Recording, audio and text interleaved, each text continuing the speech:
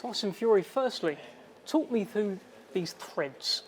These threads, this was a last-minute suit organised. My stylist, Nav, I told him last night around about 9:30 p.m.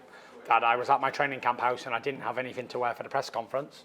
So he rustled this up this morning early and got over here. So well. I'm looking like a bit of a dapper Don here, you know. Lovely suit as usual. He hasn't disappointed. Lovely shoes to match. Shirt all intact. Very good. All set for Wembley. All set for the big event. How's your head? Obviously, Dillian Whyte's been playing mind games. I banged it on the door on the way in, so my head's sore. But you must be all over the place because he's been playing mind games, right? Terrible, yeah. Do you know? Sleepless night. Sleep patterns have been affected with the mind games.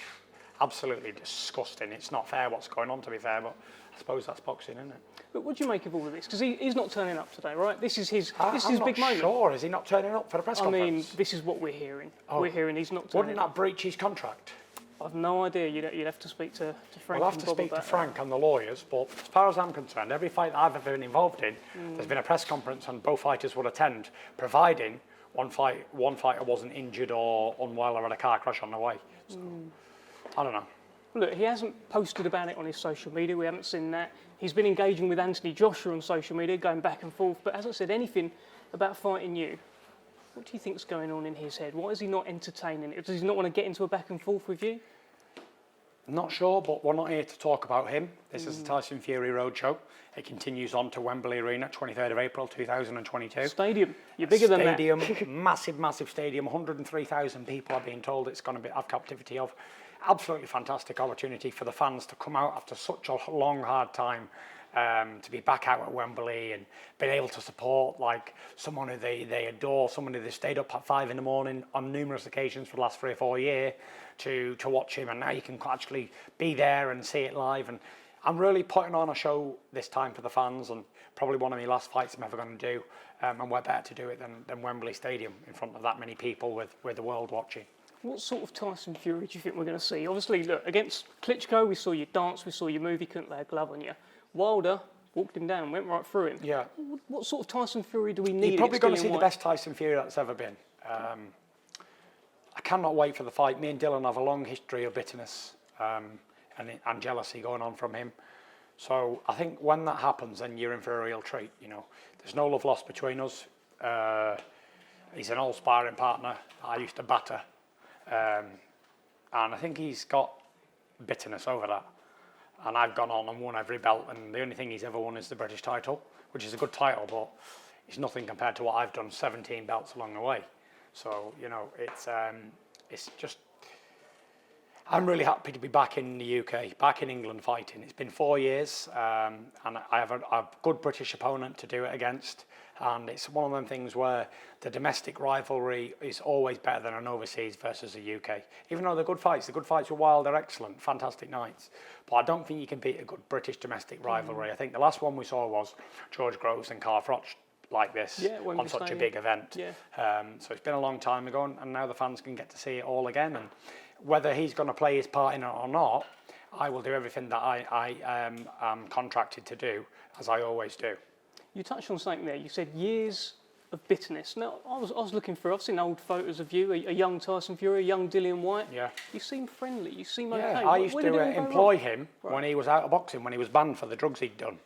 When I think he had like 2 or 3 years out the game, and I used to keep him going with sparring partner money and stuff, and look after him like egg in a cake.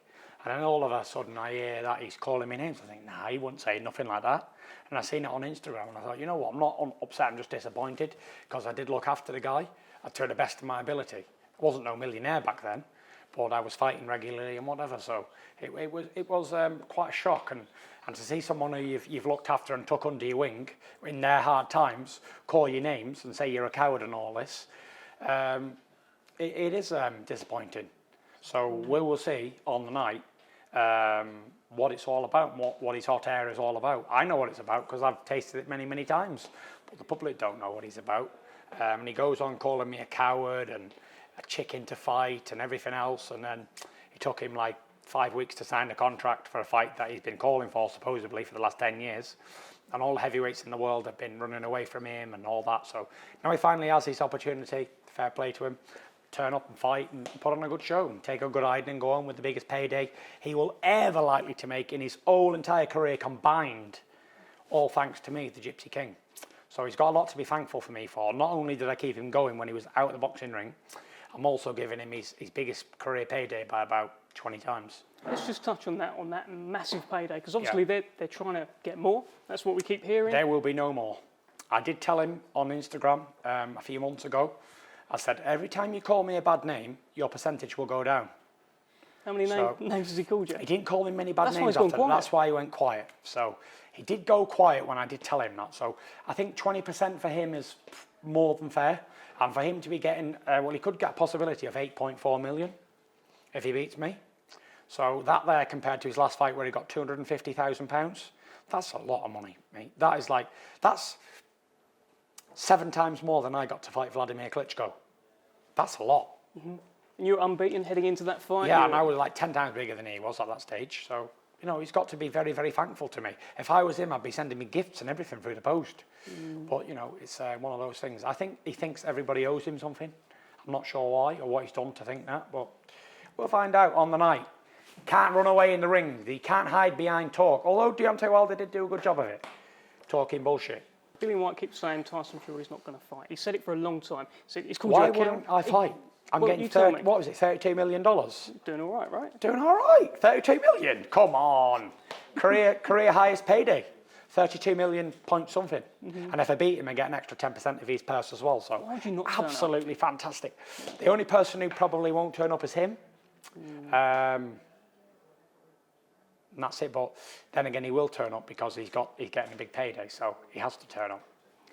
As far as I'm concerned, cannot wait for the fight. Give him a good hiding and move on. Did you see the picture that went around on social media the other week of Anthony Joshua hitting the pads in the background on a projector? He had your fight against Wilder playing. I haven't seen it, no, but what do you think of that? Just hearing that. I don't think much of it, to be fair. There's nothing similarity between Usyk and Wilder at all. One 6'7", one 6'2". Must be getting inspiration. I don't know. Well, we don't know what's going on, but the fact of the matter is, I'm so happy that we signed to fight Dillian Whyte, not the other fella, because look at all the situation that's going on now. There probably wouldn't be a fight April 23rd, would there? So everything just works out. Like whatever I touch turns successful. And everything you touch turns to headlines. There were headlines the other week. You and Conor McGregor had a bit of a back and forth. What's going on? Yeah, that was Super Bowl weekend. Good time to get some publicity. Yeah. Great timing, actually. And we were trending all over Instagram, Twitter, Facebook. So pretty good work. What do you think of Conor? I think he's all right. He's a good fighter, isn't he? Well, he has been a good fighter in the past, and it is what it is. Man's doing his thing, earning a few quid, paying for his family. Can't complain, can you? Yes, there's nothing behind the back and forth. It's all just publicity, bit of press. I think McGregor's about this big, and I'm about this big. So there's nothing. How could there be any animosity? Yeah. So tell us then, and we're in totally different sports, so. Different sports, yeah, but it's always good to have a bit of back and forth. Yeah, good. It created the headlines, what we wanted anyway, so there we are. Definitely did that. This time, you're in the UK for this fight, which means Big John, he's going to be in your corner. He's going to be around you. I've seen him around today. How's that going to be, having John with you this time? I'm trying to get John on the undercard, to be honest. Against? So that we're still working on that. Frank's working very hard behind the scenes. It's not been announced, but I'm just going to give you a little sneaky preview. Big John's trying to get him on the undercard. So yeah. Him and Eddie Hearn would be a good fight. I keep hearing like they're going. He'd had a chin Eddie Hearn in one round. We're not in 30 seconds. Yeah, not a fair fight. No. The other one, there was a bit of Shane and Dean. You know, Dean White, Shane Fury. Yeah. What do we think of that? There was we could get those two on the undercard. Not a problem. I'm down. That's a good. We'll speak to Frank about that. We'll make it happen. So tell us then. This is it. April 23rd, Wembley Stadium. That first bell rings. Dillian Whyte walks towards you. What's going to happen? I'm going to jab the nut right off him. And bust him up with a jab. My jabs these days are like straight rights. I will bust him with a jab.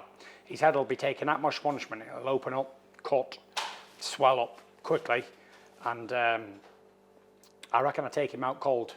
Like a real knockout, highlight reel. Like Wilder anyway. A proper knockout. As soon as I detonate this bad boy on him, over. I hope we zoomed in on that. I mean, that is a bad boy. Southpaw? Fancy a bit of southpaw against him? Southpaw maybe. Make it easy. I just want to show the people how good I am. Might do one hand behind my back like that. I'm boxing. There you go. Well, you've done it before with the I have back, done haven't it, you? yeah. So, great. Well, look, any final message to the fans? I think we'll go down there. Yep.